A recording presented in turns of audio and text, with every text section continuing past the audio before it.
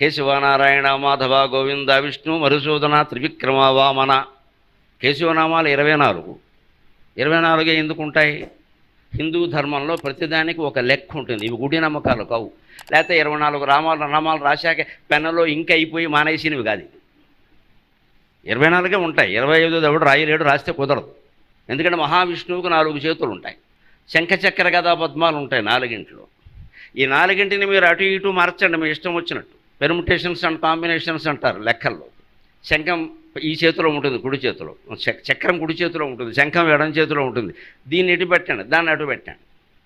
పద్మం తీసి పైన పెట్టండి, గద తీసి కింద పెట్టండి, మళ్ళీ గద తీసి పైన పెట్టండి. ఇలా మొత్తం ఉన్న 4 ఆయుధాలని లేదా ఆభరణాలని 4 చేతుల్లోనూ రకరకాలుగా మారిస్తే ఎన్ని భంగిమలు వస్తాయి?